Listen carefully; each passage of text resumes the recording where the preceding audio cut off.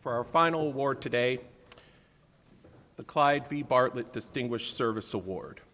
In March of 1972, OSPA created the Clyde v. Bartlett Distinguished Service Award in memory of Mr. Bartlett, an active member of OSPA who served on the executive board, was editor of the Ohio School Psychologist, worked on the school and private practice certification committees, and was OSPA president from 1960 to 1961. He is remembered for his ability to make everyone feel welcome and vital to the organization. The purpose of this award is to recognize an Ohio school psychologist for outstanding services or achievement in our profession.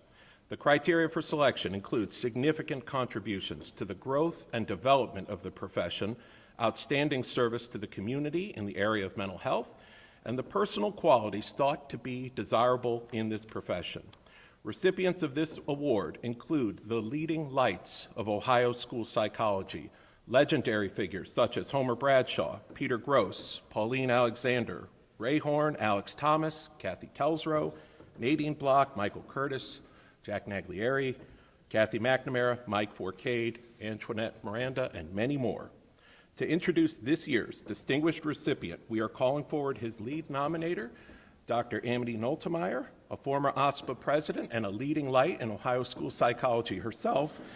Dr. Noltemeyer serves as professor and associate dean of the graduate school at the University of Miami. Thank you for being here today, Dr. Noltemeyer.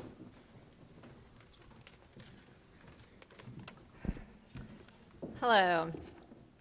It is my honor to be here to introduce Dr. Michael Petrasek, this year's recipient of the Clyde v. Bartlett Distinguished Service Award. Michael has had a diverse and impactful career providing a range of psychological services and supervisory services.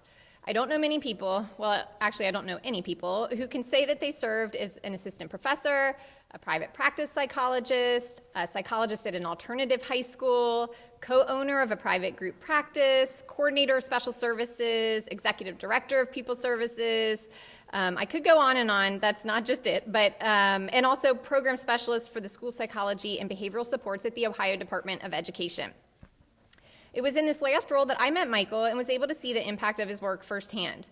As ODE State Consultant for School Psychology, Michael regularly provided useful guidance on critical practice and training issues to the Inter-University Council, OSPA, and school psychologists around the state. He also advocated for school psychology statewide, contributing to the continuation of the school psychology internship program and more effective special education procedures. Dr. Petrasek served as the leader of the Ohio PBIS network, the director of Ohio's first school climate transformation grant, and was involved in many other groups and organizations, including serving on the board at one point of the Ohio Psychological Association. He's published articles and presented on his work, and many of you in the audience, I'm sure, have benefited from that. So in each of these roles, I observed Michael to be a persistent advocate for best practices to support student success, demonstrate integrity in all his work, approach tasks with humility, make decisions based on the best interests of students, and have a contagious passion for supporting students' social, emotional, and motivational development. Michael never shies away from doing the right thing just because it was the difficult or unpopular thing. And even when he ran into barriers, which often were bureaucratic ones and happened a lot more often than he probably would have liked, he persevered while maintaining a sense of optimism and even humor. Dan Dean, one of Michael's colleagues who participated in his nomination, summed it up well when he stated, "Dr. Petrasek has earned the respect of his colleagues and friends because of his zeal for excellence in all areas of his professional life. He is a person who has not only used his time in the past to impact young people's lives in a positive way, but has been committed to projects that will positively impact children for future generations." Before her retirement in June 2021, Valerie Wolcott-Mendelson, who was serving as a PBIS consultant at the time for a state support team, echoed this positive impact. Valerie stated, "Throughout his statewide work, Michael demonstrated competency, perseverance, and mediation skill. Additionally, he demonstrated dedication to his belief in the worthwhileness of teaching positive behaviors, acknowledging those who demonstrated skill acquisition, and data-driven problem solving to address those students with greater needs of support." I couldn't agree more with Valerie and Dan. Please join me in congratulating Michael for the impact he's had on students, school psychologists, educators, families, and others throughout his career.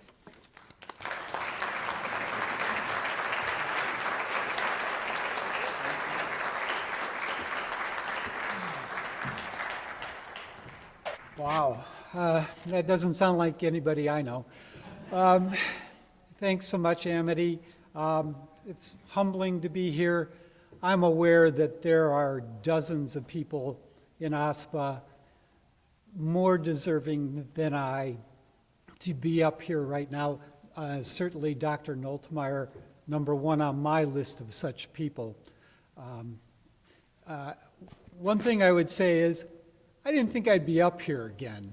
But it's really, really nice not to have to talk about ODE regulations or operating standards or any of that really exciting and stimulating stuff. That stuff's important, but I'm really thrilled not to have to talk about it today. I'm going to take a minute to say I'm joined today by my lovely wife, Lynn.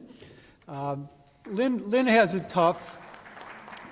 I finished my second cup of coffee about 8 a.m. now that I'm retired.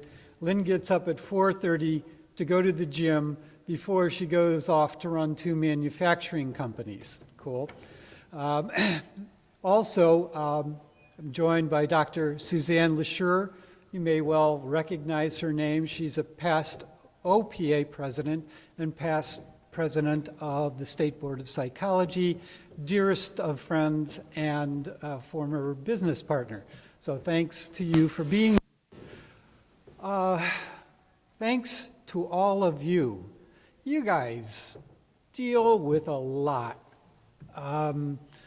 You know, kids who are not so motivated, not so responsible, not so respectful, parents who have learned everything there is to know about parenting from Facebook, teachers who are, you know, spread way too thin, administrators who are big toads in little ponds and big toads in even bigger ponds, and they'll be glad to tell you so. It's challenging. Throw in COVID and the book banners, and let's face it, there is this pattern within our systems of change. I call it institutional ADD, where you talk to any teacher and, you know, there's a new program and they say, just wait, 2 years from now, they'll have another one. And we have created a culture where there's no true such thing as a 5-year plan. 5-year plan exists, but we're going to change it completely and adopt a whole new set of operatives and objectives in 1.5 years. And so the point is, you folks deal with a lot, and I appreciate your hard work, and you guys are so valuable. You are so valuable because you counteract all that craziness. You are a source of reason and data and facts and problem solving and planning and systems change. And I know you are overworked and want to pull out your hair, but please remember how incredibly valuable you are. Just a couple more comments. Now that I'm retired, I work on things that have beginnings and ends. I build retaining walls, I do carpentry, I put posts under decks, and it's really nice work because it has a beginning and an end, and you can put a level on a post and you can know it's straight, and you can stick 80 pounds of cement in the bottom and you know it'll stick. And one of the challenges of school psych work is that you deal with ambiguity all the time. You just don't know if people have even read your plan, if people sitting there going like this are really thinking, yeah, forget that. You deal with humans, and humans do not, they don't know, what you do with them doesn't always stick, but it is so incredibly valuable. And well, I'm thinking of my daughter.